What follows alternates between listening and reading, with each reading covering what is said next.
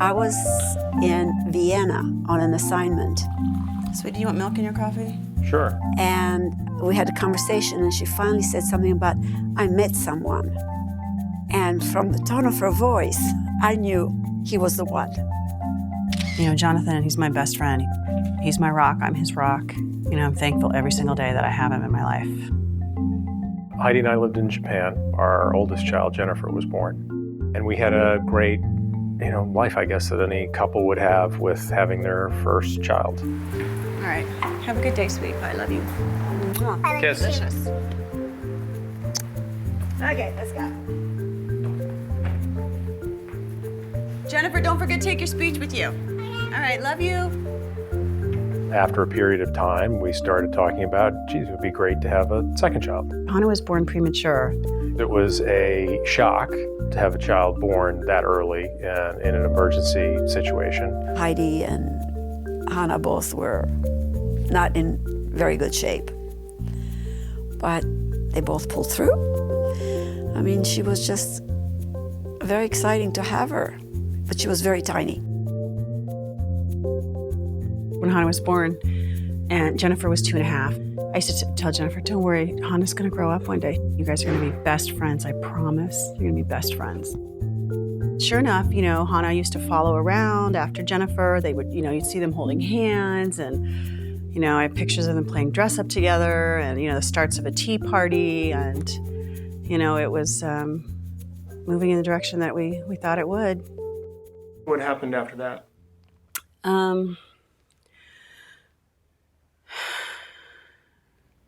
Heidi, what's the schedule for today for Hannah? She woke up at 5:30. She went back to sleep at 10 after 6, and in fact, I can't believe she's still sleeping now, but she is. I just checked on her.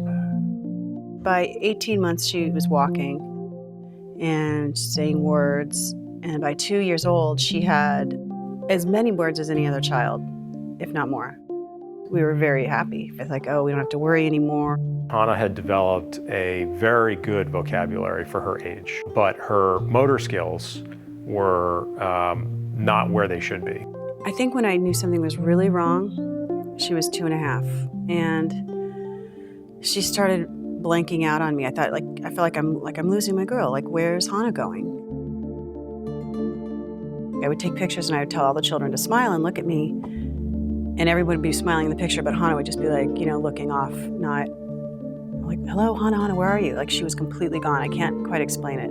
That's the first time that I was like, oh my God, something's really wrong. And nobody else could see it but me. There was always something in the back of Heidi's mind, and I guess chalk it up to mother's intuition, that maybe there wasn't something quite right. Good morning. I took her to a lot of doctors, and they thought I was just overworried, And we asked this neurologist to test her for everything under the sun. They didn't test her for Rett. So they came back, they told me, no, nothing's wrong. By now, her fine motor skills had deteriorated. She's starting to hyperventilate. I think we were getting more concerned as the months were progressing. She just was not making the transition. And then sometime around age 2.5, people started talking about autism as a potential diagnosis. I think they gave her an autism diagnosis because they didn't know what else to give her. Even though she was very social, made eye contact. This was incredibly distressing. Hannah never presented with classic autism symptoms, so we were getting a combination of diagnosis of autism along with things caused by the premature birth. And until we had some kind of a clear diagnosis, I didn't want Heidi, getting too upset because it wouldn't have helped. Meanwhile, we were doing a lot of therapy with her because of the autism diagnosis, we'd gotten behavioral therapy and speech therapy. What? Arm.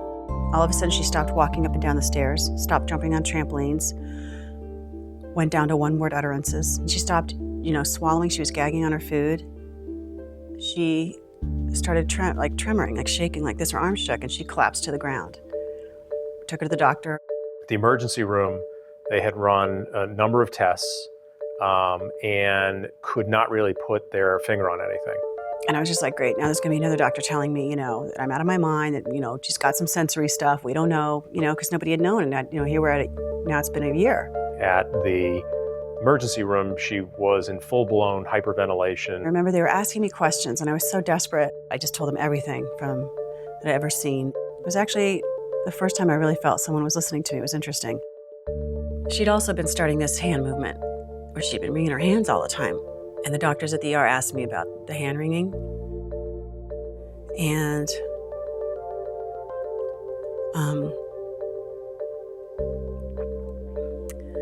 they said they wanted to run this blood test. They were looking at other things that were potentially there, to which Heidi started pushing for an answer. I blocked the door to the room, and I basically got about 2 inches from his face and said, "Tell me what you're going to test my daughter for." The resident probably backed into a corner by a very strong-willed mother, said we were potentially looking at Rett syndrome, and it was the only thing that tied all the symptoms together. He said, "Well, we're not sure 100%, but based on what you've been telling us, we'd like to test her hand movements. We'd like to test her for Rett syndrome." And I remember I said, no, not that one. It's a bad one. Because I'd read about it before, and I remember thinking, thank God she doesn't have this. Whatever she has, thank God it's not this.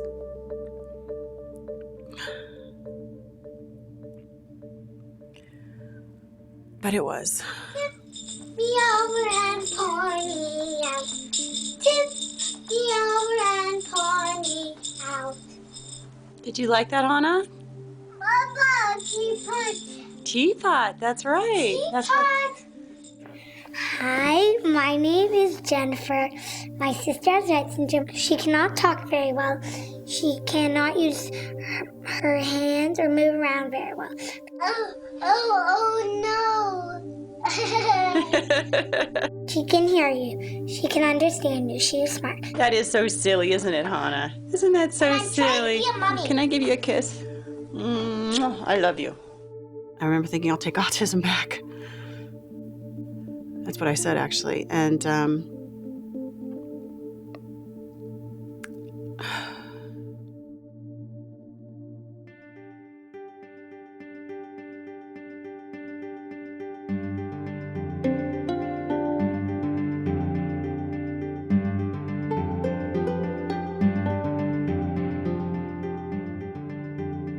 My name's Alex Coonrads, and I'm Chelsea's sister. Brother. My name's Alex Coonrads, and I'm Chelsea's brother. There we go. If Chelsea could talk, I would ask her, what was it like to have Rett syndrome? I would say to the scientist that I think they're doing a good thing, and they shouldn't stop. She likes to be like, Hold on. Somebody's talking on that. The crew? She's having a seizure sitting on the swing when it happened? Yeah. That lasted a long time. Huh? Approximately 30 to 40 seconds. As it increased, I didn't move her because I could not carry her. She was sitting on your lap, or was she in the wheelchair? When you have a seizure, you can't breathe. It's just nothing works. She had purple underneath her eyes. Her lips were purple, and that's when you get the oxygen for her. Well, this is the aftermath. We missed the seizure, but it's... do you need anything? No. I think we can turn this off. Her color's back.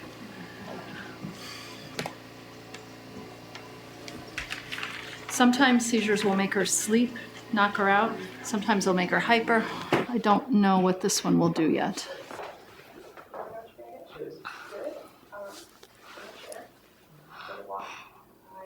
Yeah, my love.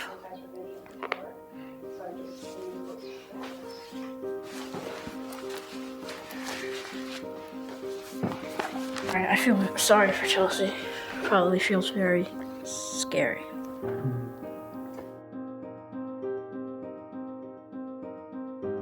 The boys love Chelsea tremendously. We all rally around her. Well, I think my boys are very compassionate boys.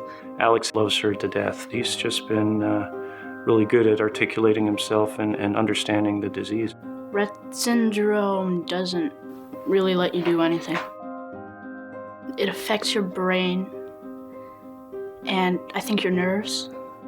Rett syndrome makes her like not walk, talk.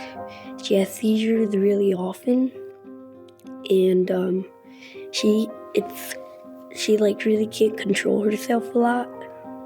Tyler's very affectionate and loves to be with her and cuddle with her. Sometimes it's easy to get her to sleep because she's already calm and mellow. Sometimes it's hard and it will take a while because she's tense and hyper and she's doing her hands and it's hard to get her to calm down. I kind of like rest her hands and cuddle with her and watch TV with her, and then she'll eventually calm down and fall asleep.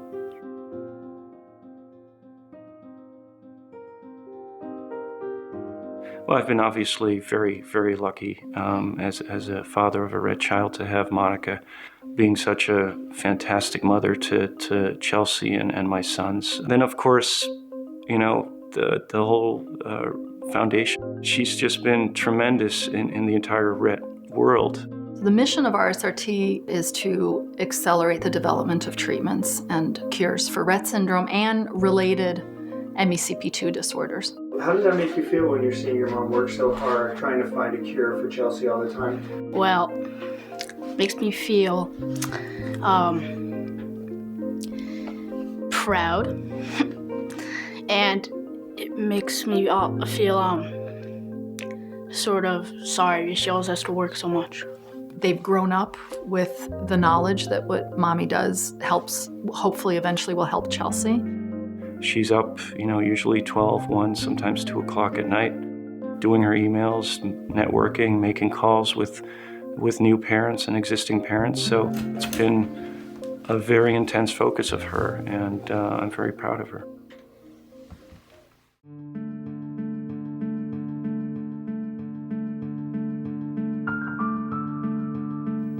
After the diagnosis, there was a reaction which I had, which was I need to find out as much as possible about this syndrome, which none of us knew about. And Monica's name came up in every single piece of information which I found. So I spoke to Christopher, and he told me that it had been a kind of a tough decision, but they had finally decided to do the feeding tube, and that he and Emma were still feeling unsettled by it. I'm going to sit on the stairs and tell you about what's going to happen tomorrow. We're going to wake up really early, okay? We're going to get in the car and we're going to go to London. And then we're going to go and see a doctor. We're going to stay in London for a couple of days, okay? And the doctor's going to look after you, all right? Yes. Yeah, we're going to have fun. When Christopher said to me, not that long, a year or so ago, he said, well, she might have to be fed through a tube, and it was like he was just speaking a foreign language. I honestly don't allow myself to see her as being disabled or ill. And that's my coping mechanism. And my daughter also had a feeding tube put in when she was 3. So I can certainly relate to some of the questions that they're having. You have to look past the initial psychological problem of, my goodness, my daughter's going to have a tube stuck into her tummy so she can actually get enough food. She will scream like she doesn't, normally, and you'll be really unhappy, won't you, darling? Chelsea would be dead if we didn't do a feeding tube. There is no doubt in my mind. The benefits are enormous. She doesn't have to take antibiotics ever again through her mouth. She doesn't have to be forced to drink water, which she can't swallow. She's not very good at swallowing from the cup, so this is perfect because she can make a mess, it doesn't matter. So you get quite a lot of liquid into her. Poor Sky's tummy aches. So that is the benefit, and that's what you've got to focus on. And so therefore the advice was to put this in now so that in the future we don't have to do it in an emergency situation. And it just saddens me because this is another child who has a very difficult lifetime ahead of her, unless we cure this. Email from Monica reads, hello Christopher and Emma, just a quick email to wish you the very best for tomorrow. I'll be keeping Sky in my thoughts and prayers. When you get a chance, let me know how things go. There you go. And how's that feel? Pretty good. Good support. Wonderful support. See you. Night night. You're gonna be alright, darling. Yeah, I'll see you in the morning. I love you. Okay? I think children and adults with Rett syndrome are probably among the most vulnerable population that exists. That's because their physical challenges are so great. Push right here. There you go. Good job, Chelsea. You know, Rett syndrome exerts its power 24 hours a day. If we didn't do this, Chelsea would be in a wheelchair, completely curved into a pretzel. I've been working with Rett patients probably since about 1990. Most of the girls I've worked with have been pretty severe. We've been able to keep maybe 2 or 3 of them walking, but any other skills outside of walking, we have not been able to retain those skills. So you're watching your child like a time bomb almost, because especially Sky, she seems to lose things over a matter of weeks. Or even quicker than that. So we have to work harder at managing all of those symptoms and kind of fighting back against this Rett devil, as I call it, which exerts its force on Chelsea 24 hours a day. A lot of girls with Rett syndrome cannot walk. You know, we're so lucky Hannah can walk, of course. Look at the blocks. 1, 2, 3, 4. She's not on a feeding tube, but many, many girls with Rett syndrome are. They develop all these complications, breathing problems, seizures, balance problems, stiffness, tremors. She has these things called tremors, where she shakes uncontrollably, and it's really frightening. It's a very complex undertaking. You're always asking yourself, you know, should I be doing more? And they're nonverbal. Let me see you make a choice. Weather or calendar? Chelsea cannot do the simplest things on her own. Good job, Chelsea. Halfway there. If something hurts, she can't tell me. So if you're hungry, if you're thirsty, if you're tired, they just can't respond physiologically. You can tell with Hannah that she wants to just be a little girl. She just has difficulty understanding how to do that interaction. And part of that comes from this inability to focus quickly and to process quickly. What do we use to eat soup? A spoon. Can you show me the spoon? Nice. High five. I always believe that she is trying to say something, but because there are other things going on, that she can't actually concentrate enough to actually come back to you. Slow processing. You see it when you say, "Hi, Hannah," and then you wait, and eventually she will get the hi out, but it's not going to be an immediate response. And snap that monkey right out of that tree. She has to find it. She has to process what you've said and then physically get that response back. So there's a lot of delays. She becomes at some point very aware of her predicament, and so therefore has an understanding that she is disabled and not able to do what her brother can do, or even now her younger sister, who's now more physically able. And we think it brings a lot of anxiety. Most girls with Rett syndrome can't say one word. Hannah has a few words. Of course, nothing like what she used to. Her articulation used to be perfect. I can hear her in the background. Can you hear her breathing?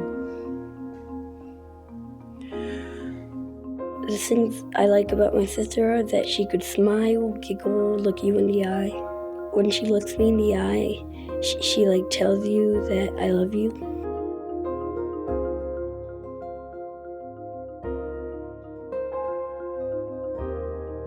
What response you get from eyes is by far the most important thing. Now, her stiffness of body also gives you an idea on whether she's upset. She also grinds her teeth, which most people can't really deal with. The more she does that, that means the more frustrated she is. Having Rett syndrome certainly takes its toll on an individual. And so at 13, she's certainly in worse shape than she was at 10 and worse shape than she was at 7. Can you imagine? I was waiting and waiting for my daughter to catch up because she was born premature. She finally gets to the point where I think like she's caught up. This like tiny little window where she's going to be healthy. And I can't wait to see who she's going to become. The best is yet to be? No. The best is behind you. Your daughter's peaked already and she's 3.5. And that's it for her. Her life is going downhill from here. I'm just videotaping you guys because that's just so much fun. I knew it. I'm saving it for posterity. Do you know what that means? Something we're gonna wanna watch later when you guys are big girls. You're gonna look back on this and say, look how little we were playing together. As a disease, it does get more complicated to manage as the symptoms become more pronounced. Really, I am responsible for somebody else's body. Her physical needs, her emotional needs, and every other need. You basically have to climb into her head and climb into her body and anticipate what she might need or want.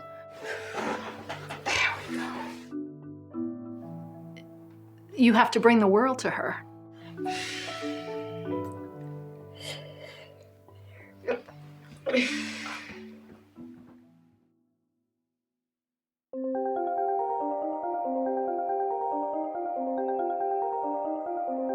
What is Rett syndrome? This is the $54,000 or however many dollars it is question. You see abnormalities, but you can't really say, that's what's wrong. We feel that she's sort of trapped in a body which doesn't work, and synapses are firing in the wrong way, and so therefore she has to deal with that, and then she has moments of total understanding, and then the disorder kicks back in and she has to deal with other bits which are happening in her brain. We don't fully understand how the brain works. We don't understand a lot of these patterns of activity, fixed patterns of activity. Rett syndrome is not a neurodegenerative disease. In other words, after you go through a regression, it kind of plateaus, and the children and adults can live many decades with Rett syndrome. They can live into middle age and old age, actually. We are way ahead of many other neurodevelopmental disorders in that we know exactly what protein is messed up in this particular disorder. The Rett syndrome gene is on the X chromosome. And in females, there are 2 X chromosomes, whereas in males, there are 1 X chromosome. It is overwhelmingly a disorder of females. Males can get Rett syndrome. There are a small number of cases. So I was very frustrated that these girls who've had a normal life and now lost it, we know nothing about the cause. I was convinced this got to be genetic. Huda Zogby identified the MECP2 gene as the causative gene for Rett syndrome in 1999. That was after a 16-year search. This is a difficult gene to find because it doesn't run in families. It's much easier to look for genes when you have families. And many people really, really doubted that this disorder is genetic. Funding was tough because nobody really believed this was a project worth funding. In fact, nobody thought that anyone in their right mind will go after this gene. Not a lot of disorders have genes. Alzheimer's doesn't, Parkinson's doesn't, autism doesn't. So we have a gene, and it's a one-gene disorder, which means that scientists have a lot to sink their teeth into. This sort of was a turning point in Rett syndrome research. It opened the field of Rett syndrome up to many other scientists who are not necessarily interested in Rett syndrome, but they work in the field of this gene expression. We started seeing that this gene is responsible for mutations in autism or other intellectual disabilities. So it really became clear that this gene causes a lot more. So what we know at the molecular level is that MECP2 is a protein that is extremely abundantly expressed in nerve cells. We now know that it is one of the most abundant proteins in the nucleus. Neurons in the brain are in a network. They all have to work coordinately together. Imagine this protein as sort of the conductor in the orchestra where everything has to be just right, and it's a harmony, it's a symphony. If you don't have it, it's a cacophony. And that's really what happens, unfortunately, in the absence of this protein. So I could put before you a model whereby, an idea, whereby neurons are keeping down their transcription. Then along comes a neuronal activity and they start firing. MECP2 gets phosphorylated, comes off. And now you get a burst of transcriptional activity, which is required for example, memories to be laid down, or maybe just to repair the neuron. And then that wears off and MECP2 comes back on and sits on everything again. And I would argue if you can't do that, MECP2 function degrades.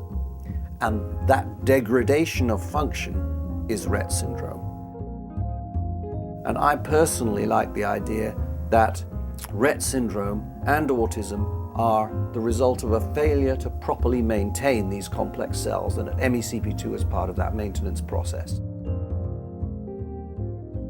First of all, a lot of the things that I'm saying are subject of debate. I'm sure there'll be more and more discoveries as we know more about what this protein is actually doing in the neurons. We still really don't know what it's doing. So what I'm telling you is not something that everybody links arms and sings from the same hymn sheet about. It is something that is controversial.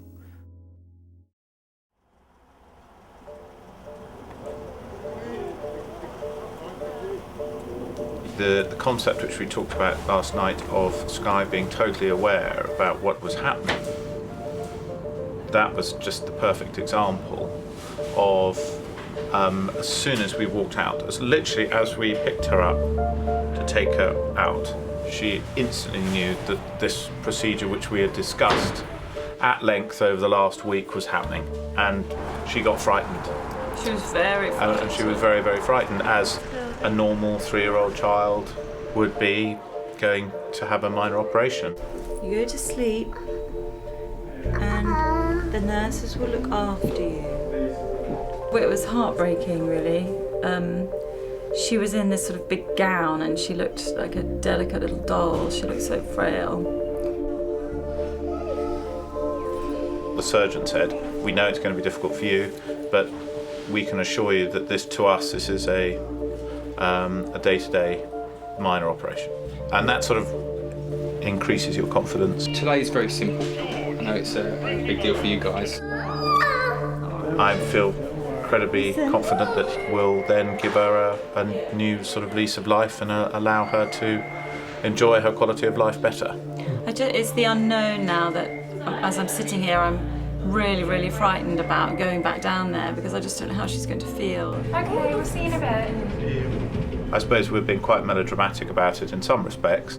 It's just, yeah, you're holding your child in your arms and then they're gone. That for me, regardless of what it's about, whether she's got Rett syndrome, she's my baby and she suddenly, So it doesn't matter how good the doctors are or what she's here for. It's traumatic.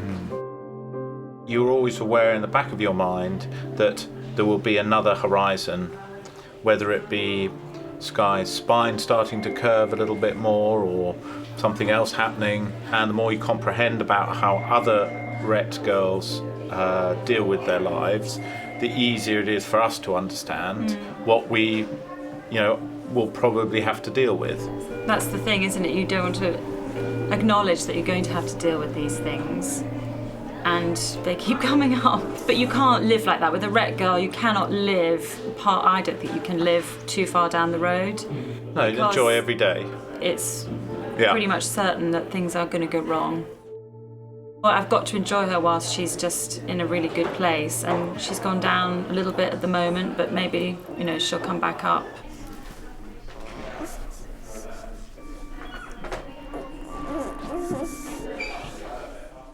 There are days where Chelsea has no anxiety, she's breathing normally, she does have days where she's much mellower. And you know, those are the days where I might pick up the phone and say to my mom and dad, come over. She's having a really good day, you don't want to miss this. She loves to kind of draw you in with her eyes and play little games with you and make you sing to her and laugh and giggle. So she definitely has a wonderful personality. Oh, Sky, she's just the most amazing, beautiful child. She's gentle and she's patient and she's so clever and she just understands everything. Hannah likes it when you read her books. Yay! Woohoo! She loves being in the pool. That's her favorite all-time thing is to be in water. Tell me a little bit about your little sister. Well, she's kind of funny a little. And a lot of times she sits, and I have to pull her back up. And I like dancing with her.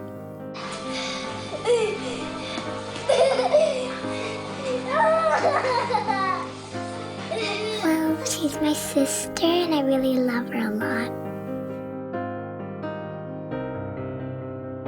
I get butterflies in my tummy and goosebumps, 2 or 3 times a day from just how she makes me feel. She's so special. She look right at you and smile. She loves to be close. She'll come up and give you a little Eskimo kiss. That's her way of giving affection, and she gives me hugs too. She does these little playful things, and that doesn't disappear on a day like today where she's much more anxious and withdrawn, really, because she's more possessed by Rett syndrome on those days. That doesn't mean her personality is gone, it's just masked. But that means we have to work harder at remembering that she's in there and not forgetting that. Somebody once said with Rett syndrome, the light is on, somebody's home, but they just can't get out. And the other day, I said, Hannah, what was the favorite thing that you did today? She looked away. She looked back at me and said, family. So, somebody's home. I don't know why, that there are a few times that she can get out what she wants to say, even though maybe it's not a complete sentence, but she can get the thought out. And other times, nothing. Look at that smile. Look at that face. Who couldn't love this girl? When we found out about Hannah, it was very hard for the family. I started coming around all the time. I stayed here. I remember every time I would pull up in the driveway and see her car in the driveway, I would cry tears of appreciation. Thank God my mother's here, because I need my mom. You go through a huge range of emotions in the blink of an eye. Your world for a split second just shatters. You think about your wife, you think about your child, you think about your other child, you think about your family as a dynamic. What does that mean? You don't know. You have a billion questions, no answers. And my husband and I, we know it's you and me kind of a thing. Sometimes we're just hanging on to each other for dear life. It has pulled them very close together. They've become very, very solid because they really are fighting very hard for Hannah and all Rett girls. You're dealing with your own grief and agony, but then you're forced to cope with everyone else's because you have to interact with your husband and your family. You just feel, what can you do? There's nothing you can do. You can't make it better. You can't take it away. You just have to be there. It also imposes a pressure between Emma and I because we were both dealing with it in different ways. It just adds a lot of perspective, and it forces you to do things that you otherwise might not do as a family. My boys take it all in stride, and I know that that's because of Chelsea. And that's a gift that she has given to our boys. Emma and I have 3 children. My 14-year-old lives in London with her mum. They all get on incredibly well with Sky. For her, I think it makes a huge difference because she's never been alone. And she's always had someone right next to her. Jennifer is an extraordinary young girl. Are you ready? Oh yeah, I'm ready. I had to tell her about Hannah when I found out. And she cried. She was very upset. She didn't understand why Hannah was never going to get better. She's always there, guiding Hannah. Here is Hannah, and I am Jen.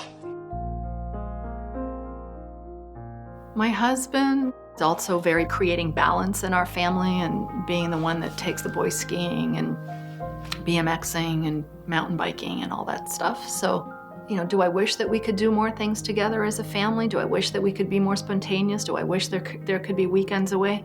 Yes, but we can't. And that's just the way it is. And we're working towards a time when hopefully we will be able to do that. It's made us stronger because we now have this little person who's totally reliant on us and the people around her.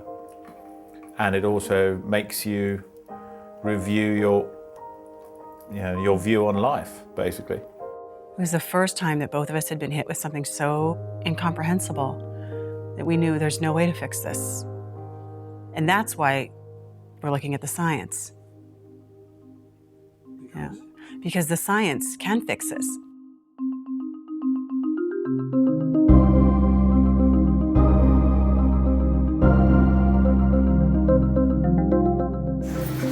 This was an experiment that made the headlines in 2007 and kind of rocked the neuroscience community. I think Monica's a sort of a unique individual. And things have never been the same again since in the Rett syndrome world. She's driven solely by one thing, the idea of converting the research that's been done on Rett syndrome into therapeutic interventions that will make a difference. And she knows she needs the scientists to do this.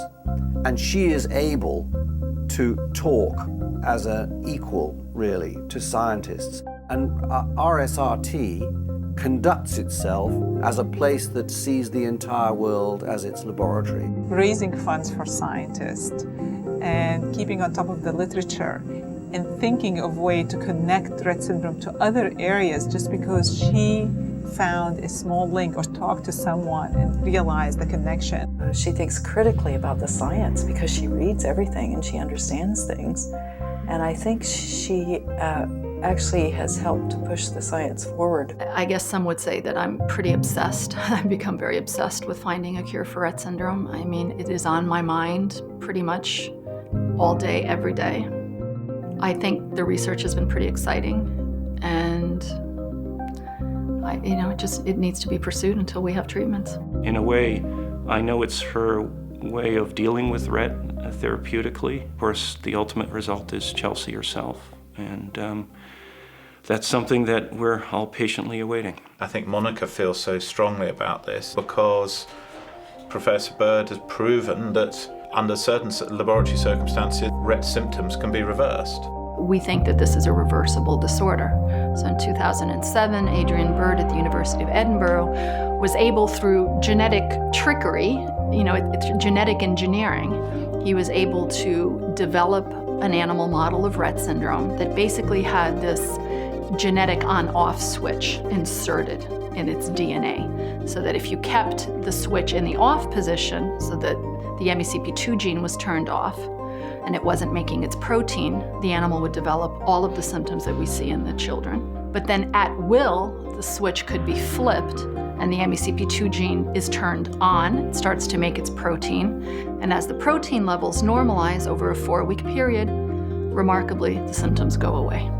Here are animals that look far gone and hopelessly beyond the pale, and by just simply putting back the missing bit, they're fixed. I think there are grounds to be optimistic. How long it'll take is another matter. Adrian Bird, when he did the reversal in mice, he proved that it's not a degenerative disease. Everything is in place, it just needs to get turned on again. In other words, unlike Alzheimer's disease, Parkinson's disease, which are Huntington's disease, which are neurodegenerative disorders, and the neurons actually die. In Rett syndrome, they don't die. So this gave rise to the obvious experiment. If you put back MECP2 late in the day when the animals are clearly showing symptoms, what happens? Theory is that you could completely reverse Rett syndrome. Can you imagine? This establishes the principle that it's reversible in mice at least. The next step is to think what on earth to do about that. And it's not as easy as one might think. Nevertheless, it does tell you if you could find a way of switching this wretched gene on or introducing it into Rett neurons, then one could potentially make a huge difference. Now, our children do not come with this on-off switch, so we'll have to figure out different ways to normalize levels of this protein. But what the experiment suggested in a very strong way was that if we could figure out how to get these levels back to normal, the symptoms are reversible, even in late-stage disease. It would be amazing. I mean, Hannah would go to school. She would be able to tell me where it hurts when she's sick and tell me what she wants to do and be able to do it. I hadn't really impacted very much on human disease at all, and this kind of catapulted my group into a world where what one was working on had disease relevance, and I have to say that's been an important revelation for me. You realize that that's what the whole thing was about. It wasn't about the usual rather navel-gazing scientific careerism. It is actually something one was trying to solve. I think there are really many ways RSRT is helping Rett research, one of which is really taking a chance on these high-risk but potentially high-impact approaches. You know, the sort of thing that is bold and risky, but if it works, it will make a gigantic difference. We're funding a project in Monica Justice's lab that's trying to identify these modifier genes with animal studies. RSRT has played an essential role in this project from the very beginning. This is a very high-risk project. We didn't know that there'd be anything, really, but we decided to move forward with it, and we received 1 year of funding from RSRT to see if we were going to get anything, and we did. Okay, finding a modifier gene, that's like a person who smokes a pack a day or pack a half a day that doesn't get cancer versus somebody who does get cancer. It's because the person who doesn't get cancer has a modifier gene, has some sort of mutation that's protecting them. It touches me. It makes me realize that my research isn't just basic, that I'm not just hammering away at something because I want to answer a question. My research can actually affect these people's lives. And I think that's very important. It's why I got into science in the first place. An intriguing part of Rett syndrome is because the MECP2 gene is on the X chromosome, females have 2 X chromosomes, and all females silence 1 X chromosome in every cell. So girls with Rett syndrome in every cell have a mutated copy of this gene that's on 1 X chromosome, but they have a healthy counterpart on the other X chromosome. If we could figure out a way to turn that gene back on, in theory, we cure the disease. Although that sounds easy, it's not. So one of the things that RSRT is focusing on is developing screens to try to reactivate the silent MECP2 gene on the inactive X to see via drugs or whatever whether or not you can actually get that gene to work. Again, that's very, very high risk. But if you're willing to invest in that, the payback could be great. You can cure Rett syndrome. I mean, it's almost just too amazing to even imagine. Because Hannah could have a normal life. Just like her sister Jennifer. You know, and they can be best friends, like I promised Jennifer, you know, when Hannah was born. I'm sorry. I don't want to just... Happy birthday to you. Happy birthday, dear Hannah. Happy birthday to you. My feeling is that I cannot afford to think in any other way than the positive way. There will be a cure for Rett syndrome. We have, I think, a fairly tough road ahead, both in the science and raising the financial resources that will be necessary. The funding, I think, is the most important thing. Because in the end, it's the guy in the lab testing the mice with the funding who's going to find the cure and the drug that can help the girls. You want to bring people on board so that they know this is a problem, and so they see it as something that they could get involved in, and then you want to give them resources to do it. And you don't want to be satisfied with the existing spread of science. You constantly want to improve that. It's really because unless the project is absolutely ready for prime time and guaranteed for success, many funding agencies will not fund it. So something so risky is demanding of philanthropy and public support and community support. So this is the importance of fundraising. I think that the idea that these girls are trapped in these bodies that just don't work how they want them to, just, I don't know, just is heartbreaking. And if they could just be able to speak and to be released from their trapped world. So therefore, I think that the funding side of this research is just so massively important. Massively important. What has Hannah taught you?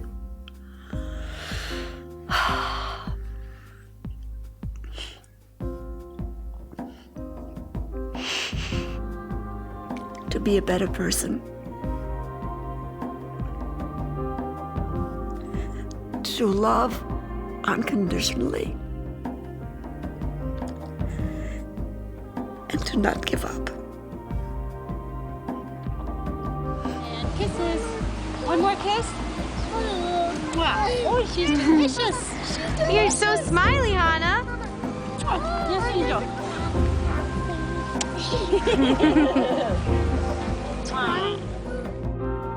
What have you learned from Chelsea?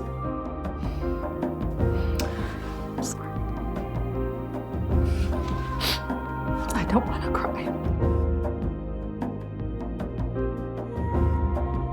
She's, let's see, Monday. So she's Friday, Saturday. So she's 4 days old. 4 days old. Chelsea.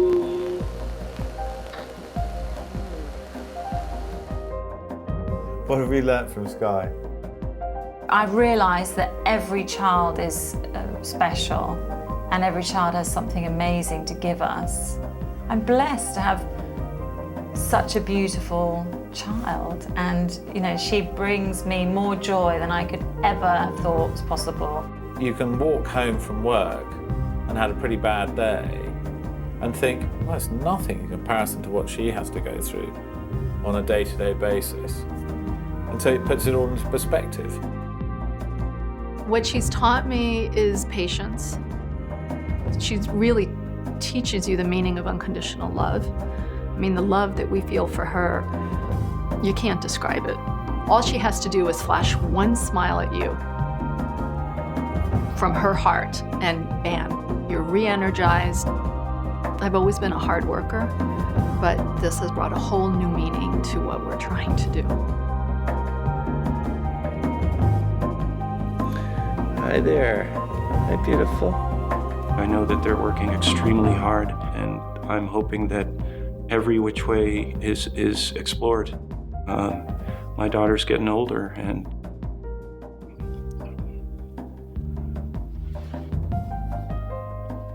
it's very important to us that that she has some kind of normalcy at some point in her life.